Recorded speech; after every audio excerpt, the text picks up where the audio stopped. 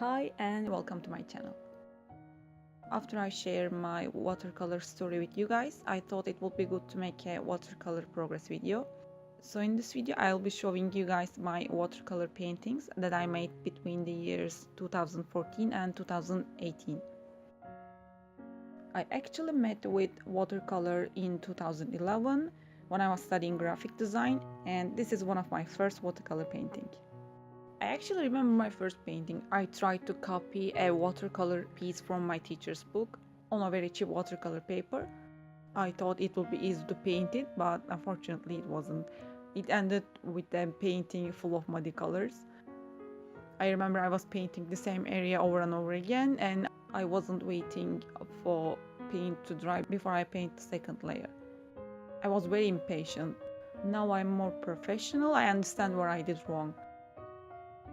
After a few paintings, I turned back to drawing, but I didn't use watercolors until 2014. In 2014, I started to use watercolors again.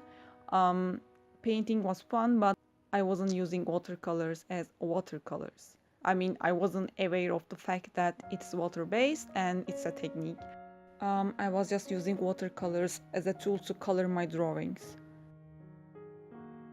In 2015, I met with watercolor techniques thanks to artists who share their art on Instagram. After that, I started to make watercolor paintings like this. At this point, I still didn't know anything about watercolor papers. I was just using any thick paper I find. In that year, I saw many artists were using hardbound watercolor journals like Moleskine. I wanted to have one, but I couldn't find it in my country. So I decided to make my own watercolor journal. The paper I used isn't good quality. I bought very cheap papers to make this journal. But I still love it because it's my first urban sketch journal. To make the sketchbook, I followed a tutorial on YouTube. I will put the link down below for anyone who is interested. While I was mostly using my handmade sketchbook, I bought this stencil pad for my other paintings. And while I was using this, I understood that paper really matters. I started to search for these terms and know about the characteristics of watercolor papers. These are some of the paintings I made in 2016. Dating your paintings is important. It helps you to see your improvement. So I recommend you to date your work. I got this journal late in 2016 for urban sketching. In 2017, I've got my first 300 GSM cold pressed watercolor paper, and it is one of the headstones in my watercolor journey. I guess I started painting flowers on 300 GSM papers, and I never stopped since. This is one of my first paintings. The flower on the left is much better because I lost my patience on the right one.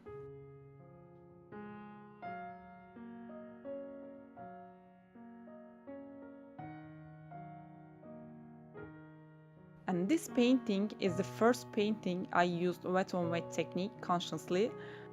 I love this one. At this point, I was still very impatient for bigger paintings. That's why I was using small size papers mostly. I continued painting flowers for a while. Luckily, in 2017, I've met with 100% cotton watercolor papers. I've got a Fabriano Artistico cold press, and this is my very first painting on it. 100% watercolor papers are the best. It makes painting more easier and more enjoyable. Since they are not cheap, I continue to use small size papers for painting. These are the other paintings I worked on Fabriano Artistico paper. After that, I've met with my dream paper, Arches cold pressed. I love Arches more than Fabriano. And this is the first large size watercolor painting I made on Arches. It's 9 by 12.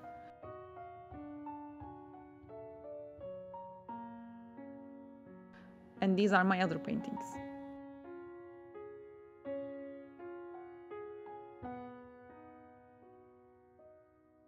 When I overcame the fear of working on a large size paper, I started painting these flowers, but before I finished it, I painted a commission work, which is the largest painting I've made so far. It's 19 by 27. Again, before I finished my flower painting, I made these paintings from an artist's videos. I'll put the link down below.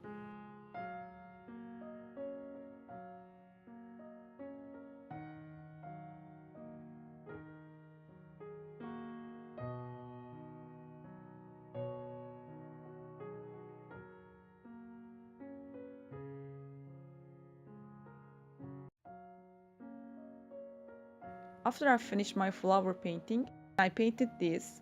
I love painting doors and windows, I don't know why.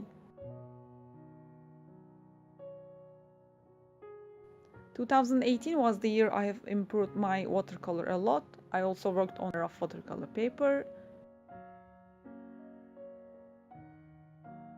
And I painted this, again from an artist's channel. Well, yeah, these are the majority of my paintings from last year. I worked on cheap papers as well. I still make mistakes and ruin my paintings. Don't think all of my paintings are like this. I'm just showing the ones I like. Well, thank you for watching. I hope you enjoyed. Don't forget to like if you liked the video, and I will see you next week.